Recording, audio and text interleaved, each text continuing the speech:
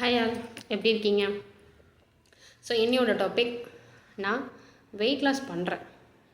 அதுக்கு நிறைய method follow பண்ணுறேன், டயட் ஃபாலோ பண்ணுறேன். பட் என்னால் வெயிட் குறைக்க முடியல.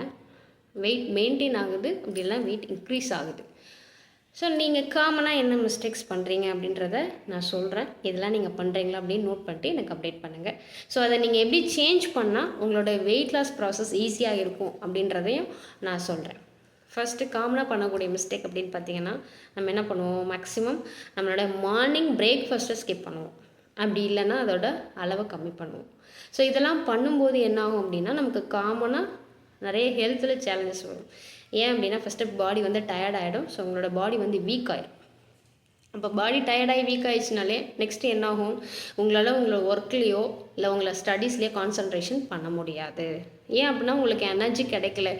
ஏன் மூளைக்கு தேவையான குளுக்கோஸ் கிடைக்கல அப்படின்னா, ஏன் அப்படின்னா இது மார்னிங் நீங்கள் என்ன எடுத்துக்கிறீங்களோ, நம்மளோட மார்னிங் சாப்பாடு தான். ஏன்னா மார்னிங் வந்து ராஜா மாதிரி சாப்பிடணும், மதியம் அதாவது இளவரசன் மாதிரி சாப்பிடணும், நைட்டு வந்து மந்திரி மாதிரி சாப்பிடணும் அப்படின்னு சொல்லுவாங்க. ஸோ நீங்கள் மார்னிங் சாப்பிட்ற சாப்பாடு தான் ஹோல் டேக்கான எனர்ஜி. அப்போ நீங்கள் அதை ஸ்கிப் பண்ணும்போது உங்கள் மூளைக்கு தேவையான ஆற்றல் கிடைக்கல அப்படின்னா உங்களுடைய ஹோல் பாடியுமே வந்து டயர்டாகி வீக் ஆயிரும். ஸோ அப்புறம் உங்களோட கான்சன்ட்ரேஷன் லெவல் கம்மியாயிரும். ஸோ நெக்ஸ்ட்டு பார்த்திங்க அப்படின்னா உங்களோட மெட்டபாலிசம்.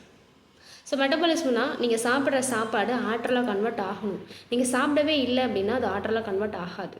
அப்போது அடுத்த மதியமும் நைட்டும் நீங்கள் காலையில் சாப்பிடாததை பசி அதிகமாக எடுத்து அது ரெண்டு நேரமும் நீங்கள் என்ன சாப்பிட்றீங்கன்னே உங்களுக்கே தெரியாது, பேலன்ஸ் பண்ணி ஹெவியாக சாப்பிட்ருவீங்க.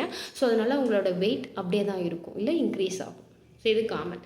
இல்லை ஜெனட்டிக்கலாகவே எங்கள் அம்மா, அதாவது ஜெனட்டிக்கலாக அம்மா அப்பா வெயிட்டாக இருக்காங்க, அதில் நானும் வெயிட்டு.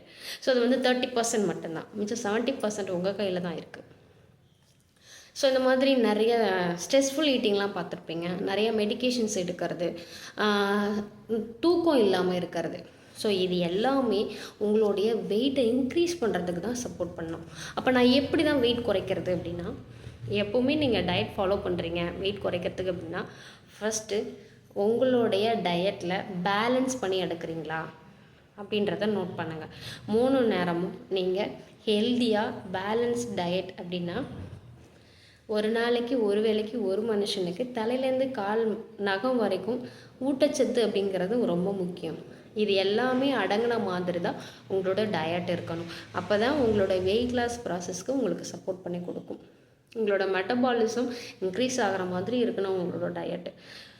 அப்போ நான் என்ன பண்ணணும் அப்படின்னா, ஸோ நீங்களும் ஹெல்தியான டயட் ஃபாலோ பண்ணி வெயிட் லாஸ் பண்ணணும் அப்படின்னா இம்மிடியட்டாக என்னோடய நம்பருக்கு நீங்கள் காண்டாக்ட் பண்ணுங்கள். ஸோ நான் ஒரு 5 இயர்ஸாக இந்த வெல்னஸ் இண்டஸ்ட்ரியில் ட்ராவல் பண்ணிகிட்ருக்கேன்.